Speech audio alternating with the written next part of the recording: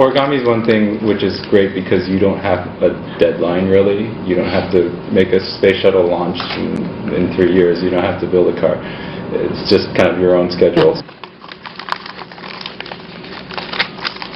I had been competing in the MIT origami competition, and this was kind of like one of my dream goals was to make the MIT logo in origami. It starts from a roughly 3 by 3 foot square of paper. This is Japanese kozo, which is mulberry paper.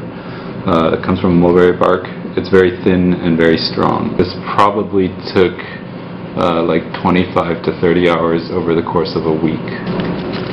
We don't necessarily like cutting because it takes away kind of properties of the paper. If we were to add supports or glue or something like that, that's not cheating those mathematics, that's being implemented in your final artistic representation of the work.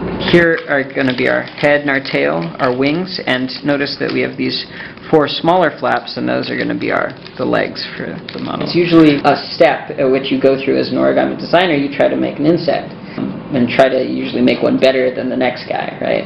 The reason you do that is it's a technically complex thing, and so you prove that you can get over that hurdle of doing something very complex. You look at those rats, and a lot of their essence comes because they've been shaped into a fairly expressive way. This work is elegant in another way of kind of being completely represented by its geometric structure and not really having to deviate much from that structure to capture the animal. It's like perfectly representing the facial expression of Tim the Beaver.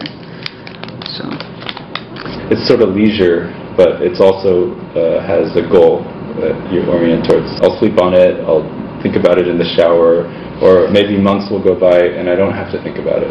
But I think even in the back of my mind something's going on.